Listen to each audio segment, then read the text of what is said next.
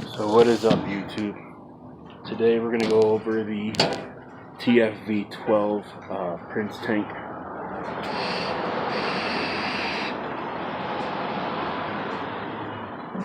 And I'm gonna let you know what I think about it. So for starters, this kit's gonna be around between 40 and 50 bucks. I just actually bought it earlier today. Had a vape on it. I'll probably do a review later on after about a week or so, but I want to give you my initial impressions of it.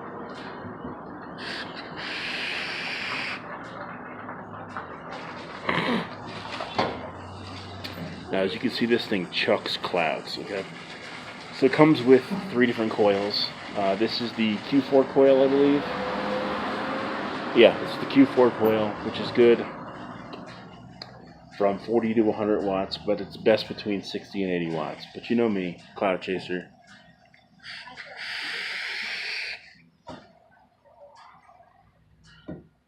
I'm at 100 watts. I probably will only keep it up here just a little bit, just to break it in.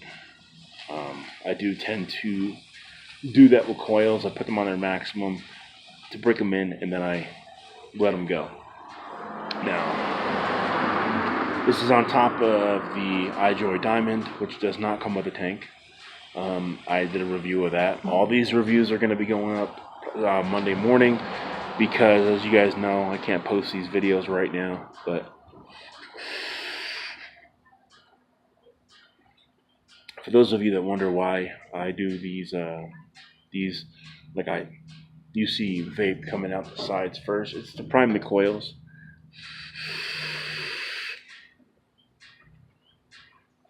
You usually only do that with a mech mod, but that was weird. I was talking to the vape for a minute. Usually only have to do that with a mech mod, but because I drip, I tend to just do that with any mod that I have.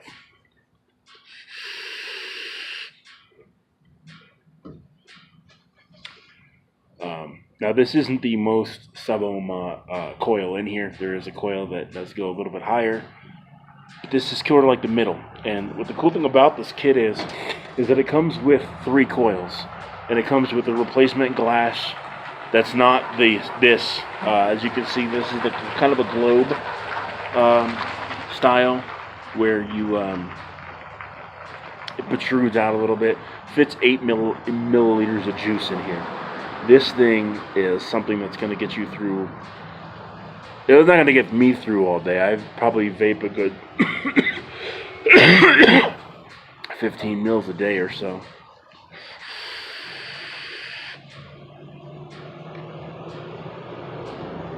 Well, on stressful days. On busy days where I'm not all that stressed out and I just kind of have things to do, I don't tend to go through that much juice, but I sub-ohm.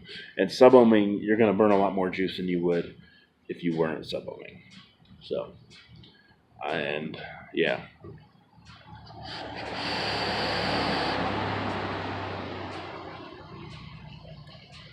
Anyway, so my initial impressions, you get the airflow. It is bottom airflow. Now, having the baby brother that I have also upstairs, the baby brother tank, I'm used to the top airflow. Bottom airflow bottom airflow tends to leak a little bit, and that's where I get into when I first installed this coil. It did leak a little bit on me. I don't always prime it. Basically, what I do is I just install the coil, and I will throw the juice in the tank, and I will wait about 15 or 20 minutes before I vape on it. That way it has a chance to soak everything up. That's not the most efficient way, but I usually just don't prime the coils. I just throw it in a tank. I usually have a couple different mods on me anyway, or at least this is what I'm carrying with me today. So, while this was priming up, I would just hit the Joule.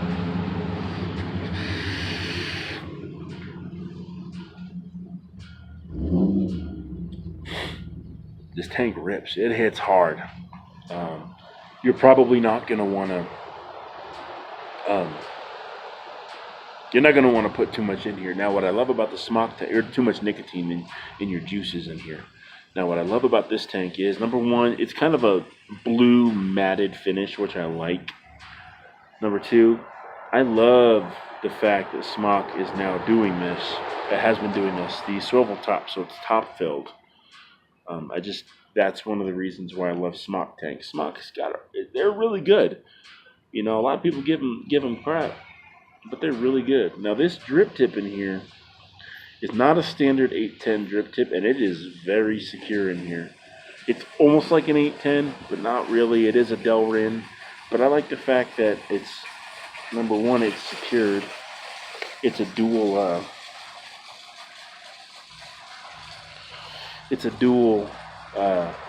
O-ring.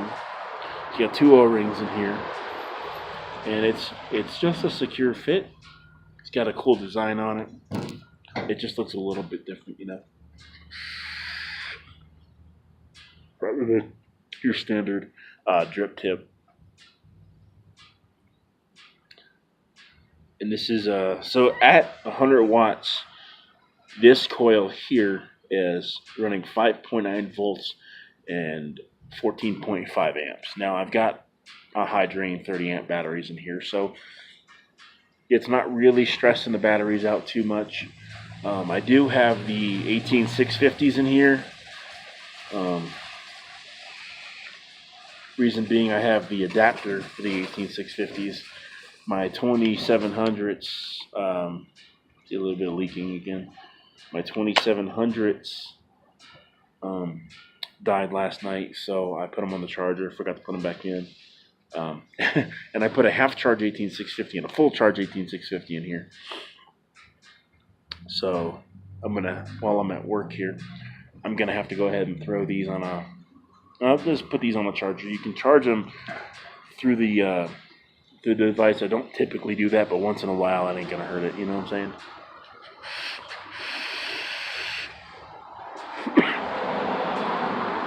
Yeah, this thing hits hard. It hits a lot harder than the baby brother. And this is zero nick in here, and it's still hitting pretty hard, man. So it's something you're gonna have to get used to. I really like it so far. Again, we're gonna have to do a review on it in a couple days. But as of my initial impressions, as of today, right now, this thing is wonderful, man.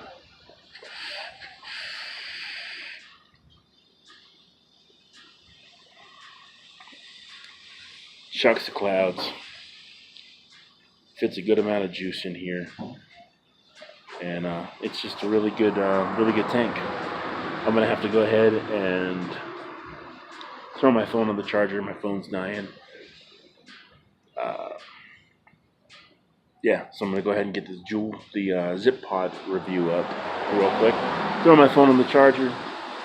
Got all these videos loaded up for the time that I think got all these. I get all these videos up for the time that I can upload them Monday morning. So Monday morning is gonna be a ton of them. Later.